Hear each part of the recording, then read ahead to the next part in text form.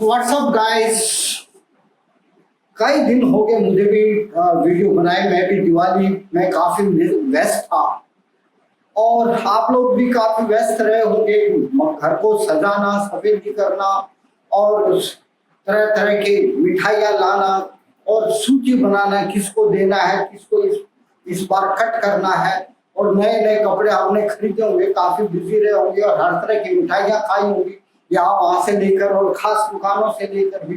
तो आपने ढेर सारे पटाखे भी फोड़े होंगे। इससे ना केवल वातावरण प्रदूषित हुआ होगा, शरीर भी प्रदूषित होता है।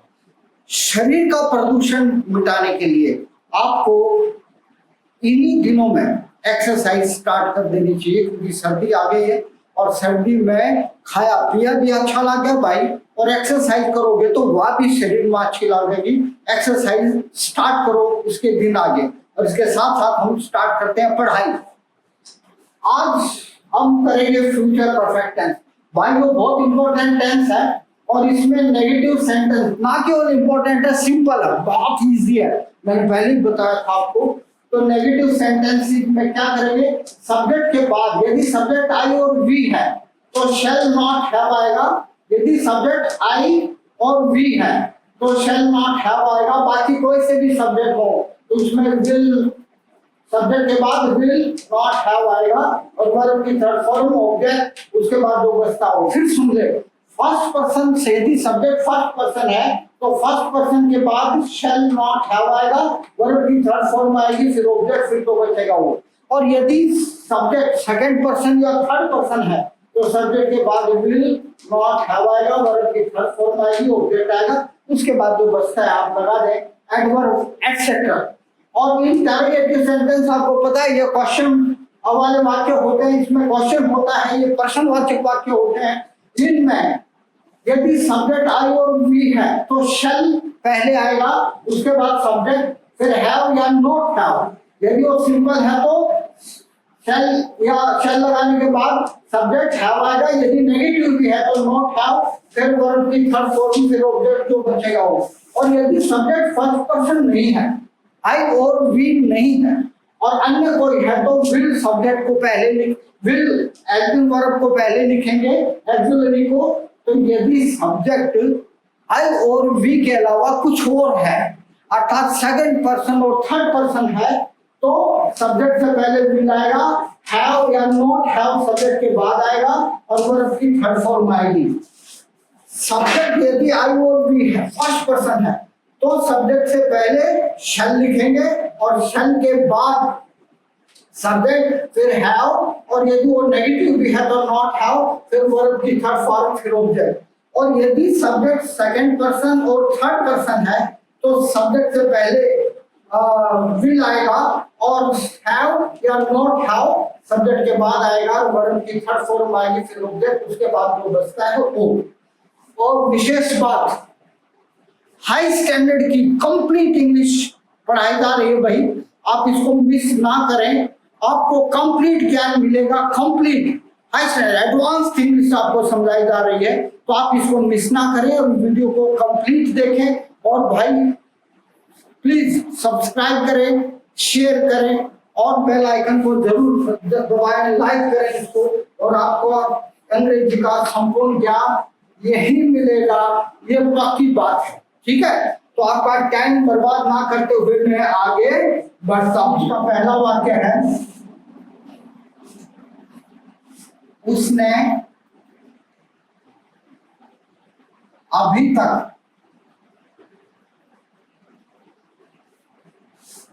इस पद के लिए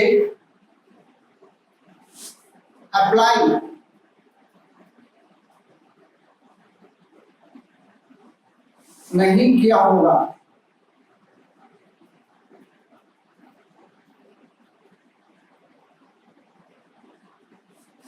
तो उसने अभी तक इस पद के लिए अप्लाई नहीं किया होगा। तो इसमें उसने के लिए क्या लिखेंगे, ही, और ही के साथ क्या आएगा, नेगेटिव है तो ही विल नॉट हैव। तो ध्यान रहे, जब आप ये ये नॉट लगाते हैं तो नॉट को विल या शैल के तुरंत बाद आएगा और नॉट के बाद हैव लगाना है, तो ही विल नॉट हैव। आपको वर्ब क्या है, वर्ब लगाना है विल नॉट हैव के बाद। वर्ब क्या है, अप्लाई करना, है ना, अप्लाई। अप्लाई इंग्लिश का ही वर्ड है, तो he will not have applied, ये double P L I E D, applied. Applied के बाद फोर का प्रयोग होगा। he will not have applied इस पद के लिए, इस पद के लिए for this post, for this post. अभी तक एज येट, यू नो, सो फार भी लिख सकते हैं, कोई खास फर्क नहीं है। तो he will not have applied for this post as yet, इसका मतलब क्या होगा, उसने अभी तक ये तो नेटवर्क है, अंत में आएगी एज एट के रूप में, और अप्लाई करना वर्ब है, तो विल नॉट हैव के बाद अप्लाई की थर्ड फॉर्म में अप्लाइड आएगी। इसके लिए अप्लाई किया, इस पद के लिए, किसी पद के लिए अप्लाई करते हैं तो फॉर का प्रयोग होता है, for this post as yet, समझ गए ना। अब अगला सेंटेंस है वह अभी कोलकाता नहीं पहुंचा होगा।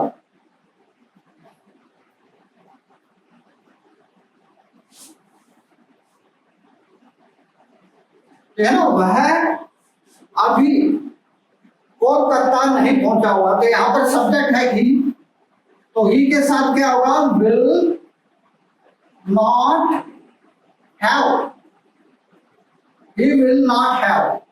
पहुंचना वर्ब है, पहुंचने के लिए क्या लिखेंगे, रीच। रीच की third form reach, reach. He will not have reach, कहां नहीं पहुंचा होगा भाई, कोलकाता, कोलकाता येट। अभी के लिए क्या लिखेंगे, येट, और जो एडवर्ब है उसको अंत में लिखेंगे, he will not have reached Kolkata yet, ठीक है। और अगला, जैसे कि उसने अभी तक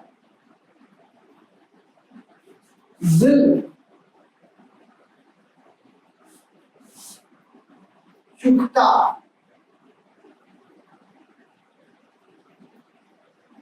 नहीं किया होगा।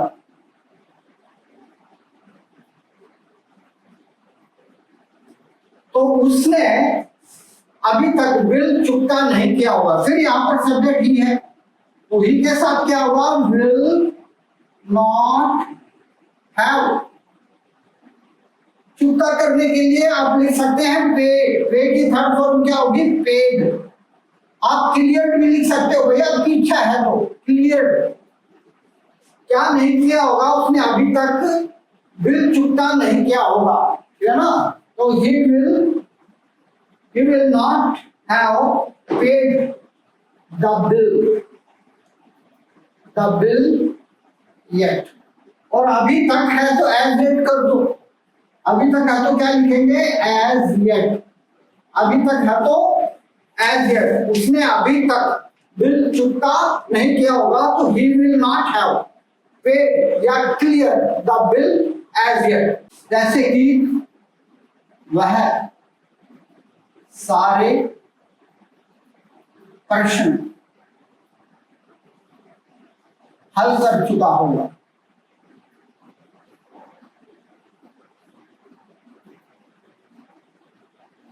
वह सारे प्रश्न हल कर चुका होगा। वह के लिए क्या लगाएंगे, ही, या कर चुकी होगी, तो ही कर चुकी होगी। लड़कियों की मैंने लड़की बना दिया है, तो अब क्या लिखेंगे, शी विल। अरे भाई नेगेटिव सेंटेंस था, हल नहीं कर चुकी होगी, यहां पर नहीं लगा तो, है ना। वह सारे प्रश्न हल नहीं कर चुकी होगी, तो शी विल नॉट हैव, क्या नॉट हैव सोल्ड। हल करने की क्या होगी, SOLVED, sold all the questions, all the questions।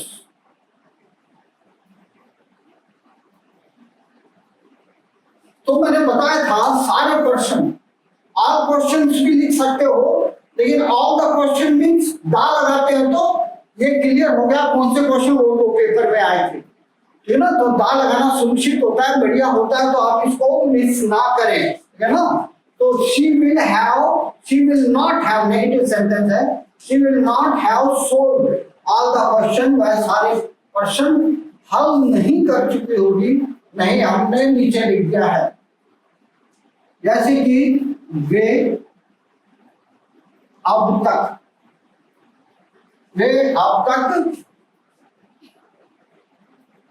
वह पुल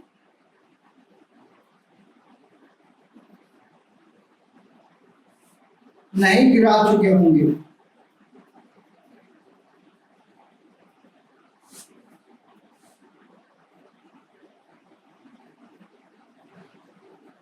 अब ये सेंटेंस है, वे अब तक वह पुल नहीं गिरा चुके होंगे, या उन्होंने अब तक वह पुल नहीं गिराया होगा, या वे अब तक वह पुल गिरा चुके होंगे, एक ही बात है। हम बोलते कैसे हैं, अरे अभी तो पुल गिरा ही नहीं होगा भाई, उन्होंने नहीं गिराया होगा, ठीक है ना। सरकार का काम ऐसे ही लेट लफीत होता है ना, तो हम ऐसे बोल सकते हैं नहीं गिराया होगा, लेकिन टेंस के हिसाब से आप चुका चुकी भी बोलते हैं, ठीक है ना। तो कैसे लिखेंगे, दे, वे के लिए क्या लिखेंगे, दे के साथ क्या आएगा भाई, विल नॉट हैव, क्या लिखेंगे, विल नॉट हैव, तो दे विल नॉट हैव। अब पुल गिराना, बिल्डिंग गिराना, पुल गिराना या बिल्डिंग गिराना, इसके लिए वर्ब होती है डिमोलिश।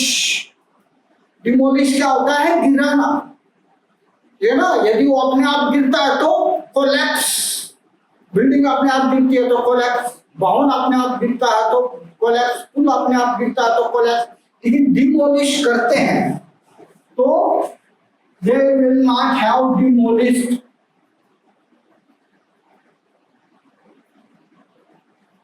किसको नहीं डिमोलिश किया होगा, वह पुल, वह के लिए क्या लिखेंगे, दैट ब्रिज, उनको क्या बोलेंगे, ब्रिज, BRIDG। अब तक के लिए so far मीन्स क्या होता है, अब तक, तो they will not have demolished that bridge so far। अरे गाड़ी निकाल ले चलो, अभी तक उन्होंने वो पुल नहीं गिराया होगा, डोंट वरी, है ना। जैसे अगला है, उसने अभी नया फोन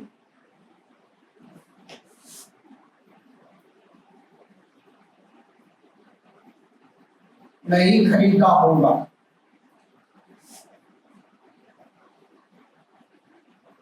है ना। उसने अभी तक नया फोन नहीं खरीदा होगा, तो उसने अभी, ये पता नहीं लगता है कि लड़का है लड़की है, लड़की बना देते हैं उसको, तो क्या होगा, उसने के लिए शी, और शी के बाद क्या आएगा, विल नॉट हैव। खरीदने की परचेज भी लगा सकते हो आप, बाई भी लगा सकते हो, तो बाई की थर्ड फॉर्म क्या होगी, बॉट, है ना। तो नया फोन, अ न्यू फोन कर दो, a new phone, PHONE, phone yet, अभी के लिए येट, तो उसने अभी नया फोन नहीं खरीदा होगा, she will not have bought a new phone yet। दा फोन लगाते हैं तो अर्थ बदल जाएगा, दा फोन का मतलब वो वाला फोन जो हम देख के आए थे, वो अभी नहीं खरीदा होगा, चल तू खरीद ले। और एक फोन का मतलब एक नया फोन खरीदने के लिए कह रही थी, वो पता नहीं अभी तक उसने खरीदा या नहीं खरीदा। ऐसे कि तुमने अभी पैसे नहीं चुकाए होंगे,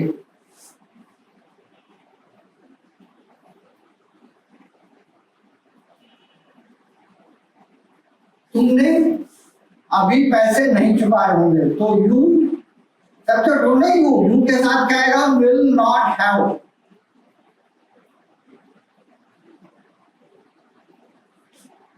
चुकाना, रिटर्न भी लिख सकते हो, पेड भी लिख सकते हो, पेड द मनी, या रिटर्न भी लिख सकते हो, रिटर्न द मनी, है ना। वो मनी जो तुमने लिया था वो नहीं दिया होगा भाई, तू कंजूस है ना, तू टेढ़ा आदमी है, तो you will not have return पे द मनी, आप ऐसे लिख सकते हो। ठीक है ना। अब हम कुछ इंटेरोगेटिव सेंटेंस करेंगे, ठीक है ना। कैसे करेंगे? इंटेरोगेटिव। मेरे विचार से मैंने बहुत सारे उदाहरण आपको दे दिए हैं नेगेटिव सेंटेंस के, अब हम इंटेरोगेटिव करेंगे, इंटेरोगेटिव सेंटेंस, ठीक है ना। तो जैसे कि पहला वाक्य है, क्या ट्रेन आगरा पहुंच चुकी होगी?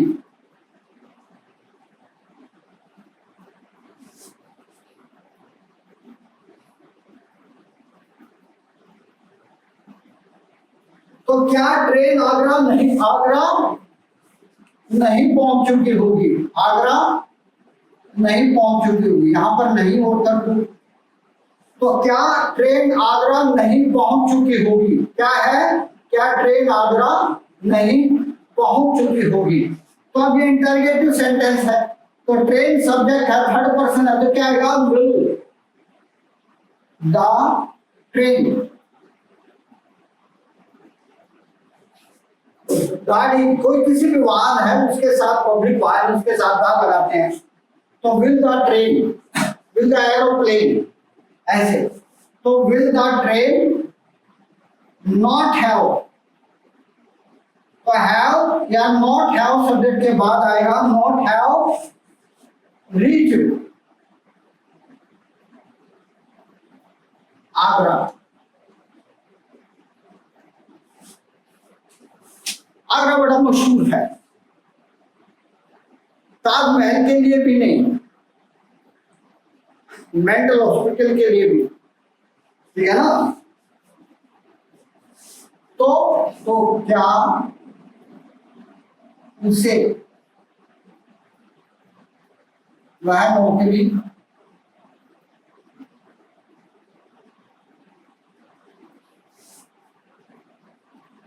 मिल चुकी होगी? क्या उसे वह नौकरी मिल चुकी होगी? मैंने बताया था यार आपको कि ये टेंस बड़ा इजी है। विल शैल के स्थान पर आप मे का प्रयोग भी कर सकते हो और मस्ट का प्रयोग भी कर सकते हो, कोई ज्यादा अंतर नहीं पड़ेगा। लिखते हो तो हो सकता है थोड़ा बहुत अंतर पड़े, बोलते वक्त सेम अर्थ, नो डिफरेंस एट ऑल। तो आप विल और शैल समझ में नहीं आता, मे लगा दो, माइट लगा दो, मस्ट लगा दो, सेम अर्थ निकलेगा, समझ गए ना। तो क्या उसे वह नौकरी मिल चुकी होगी? तो उसे सब्जेक्ट, उसे के लिए ही, और इससे पहले क्या आएगा? Will he have. मिलने की क्या होगी भाई? गॉट। क्या मिल गई होगी? वह नौकरी। Will he have got that job, that service भी बोल सकते हो। Will he have got. अच्छा, ये गॉट की बड़ी समस्या है, हम तो ना गोटन लिख देते हैं, GOTTEN, गोटन, है ना। दैट सर्विस या दैट जॉब। जब हम ब्रिटिश इंग्लिश लिखते हैं तो गेट गॉट गोटन लिखना चाहिए हमें। अमेरिकन इंग्लिश में गेट गॉट गोट चलता है। तो will he have Gotan that job. तो जैसे कि क्या तब तक हम रक्तदान कर चुके होंगे।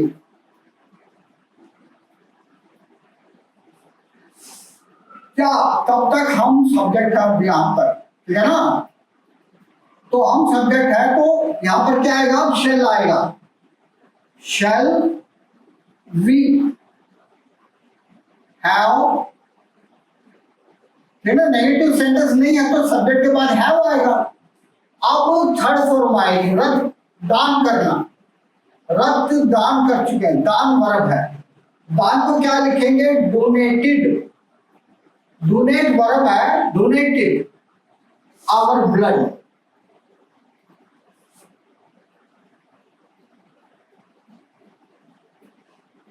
तब तक बाई देन। Question mark. अब आप ये कहोगे आवर ब्लड, तो हमारा तो यहाँ पर कहीं है ही नहीं, क्या तब तक हम रक्तदान कर चुके होंगे? Shall we have donated our blood by them. आप कहोगे भाई यहाँ पर तो वी का पॉजिटिव है ही नहीं, तो आपने खामखा क्यों लगा दिया? एक बात का ध्यान रखो, इंग्लिश में ऐसे काम जो हमारे अपने हैं उसको हम ही करेंगे तो उसका पॉजिटिव लगाना जरूरी है। अरे भाई मैं रक्तदान कर रहा हूं तो मैं अपना ही तो दान करूंगा, तो इसलिए हम दान कर रहे हैं तो हम अपना ही दान करें।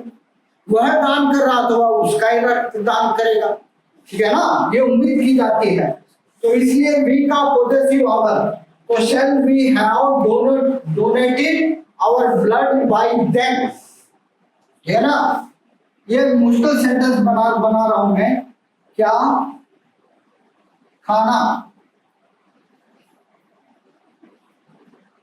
खाने से पहले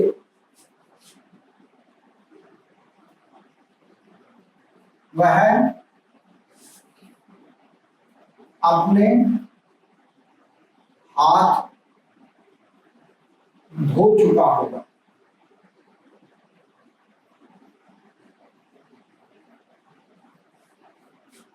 क्या? खाना खाने से पहले वह अपने हाथ धो चुका होगा।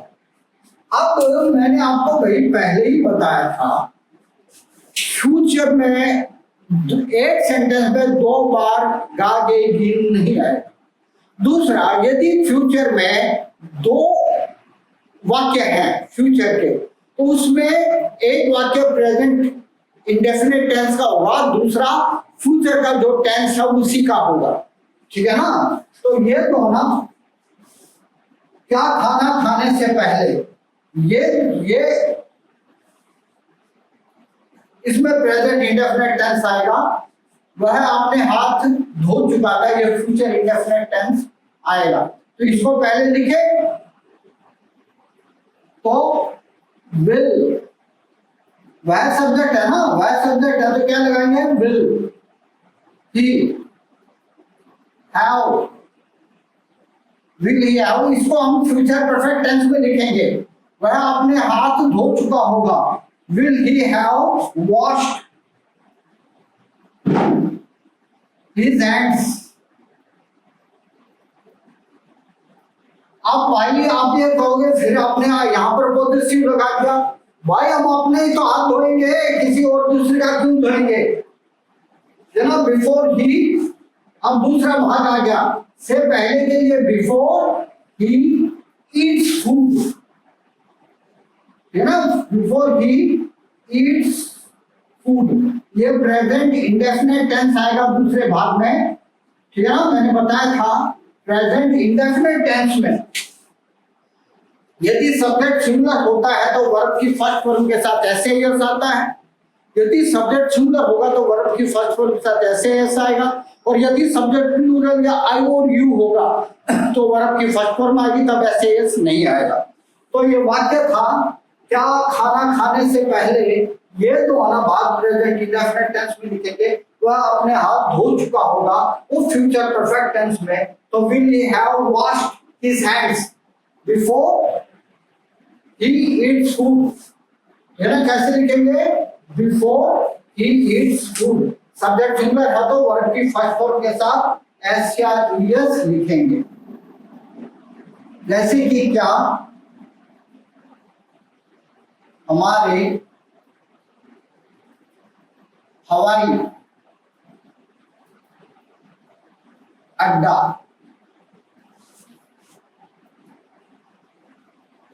पहुंचने से पहले हवाई जहाज उड़ान भर चुका होगा।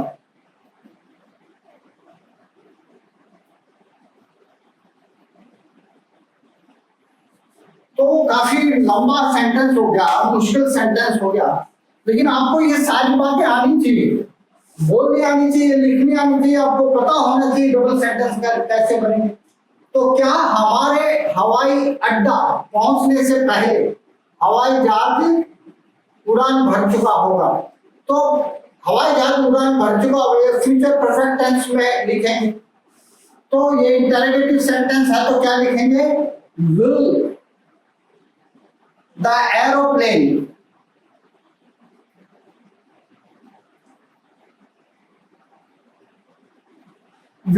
Aeroplane have.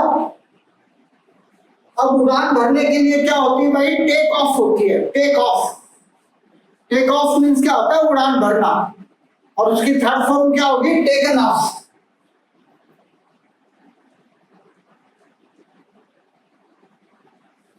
तो will the aeroplane have taken of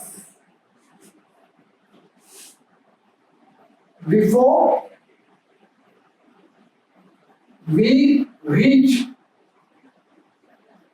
the airport? Question mark. तो will the aeroplane have taken off? Taken off means क्या होता है? उड़ान भरना। Before we reach, अब ये प्रेजेंट इंडेफिनिट टेंस में सब्जेक्ट प्लूरल है, तो वर्ब की फर्स्ट फॉर्म आएगी तब ऐसे आएगी, नहीं लगेगा भैया। और एयरपोर्ट जो है नाउन है। अब एरोप्लेन, इसके साथ साथ आप एयरप्लेन भी लिख सकते हो। एयरप्लेन, ये एरोप्लेन ये इंग्लैंड में बोला जाता है और एयरप्लेन ये अमेरिकन लैंग्वेज में बोला जाता है। ये खूब चालू है, मीन्स खूब यूज किया जाता है इंग्लैंड में। इंग्लैंड नॉट इंग्लैंड भाई, अमेरिका में। अमेरिका में एयरप्लेन का यूज करते हैं और एरोप्लेन का यूज ब्रिटिश इंग्लिश में यूज करते हैं। Will the aeroplane have taken off before we reach the station? तो जैसे कि वह अपने पति को तलाक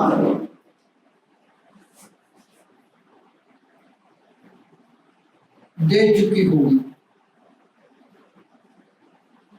वह क्या क्या और जोड़ दो भाई, इंटरोगेटिव सेंटेंस है ये ना। क्या वह, समझ आ रहा है या काफी बीच हो गया है? चलो दोबारा लिख देता हूं। क्या वह अपने पति को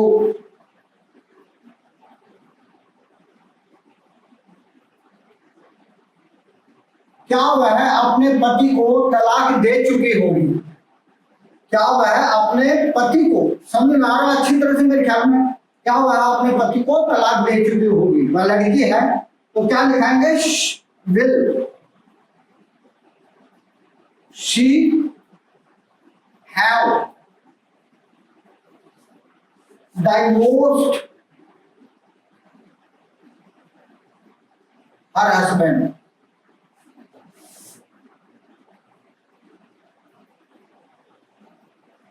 तो विल शी हैव डाइवोर्स्ड, तलाक देने को क्या होते हैं? Divorced. Will she have divorced her husband, ठीक है ना। तो जैसे कि लास्ट सेंटेंस है, क्या डॉक्टर साहब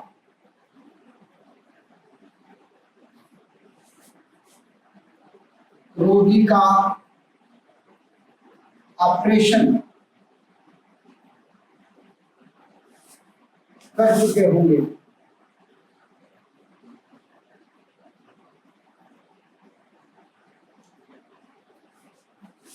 क्या डॉक्टर साहब रोगी का ऑपरेशन कर चुके होंगे? दोस्तों, आपसे फिर लास्ट में निवेदन है, प्लीज मेरे चैनल को सब्सक्राइब करें, लाइक करें, शेयर करें, बेल आइकन को दबाएंगे तो आपको बार बार ये मेरा कंप्लीट नॉलेज आपको मिलता रहेगा। मेरी कोशिश ये होती है कि टेंस का कोई भी बात, किसी भी प्रकार के सेंटेंस छूटे नहीं, हर प्रकार के सेंटेंस आपको मिल जाए।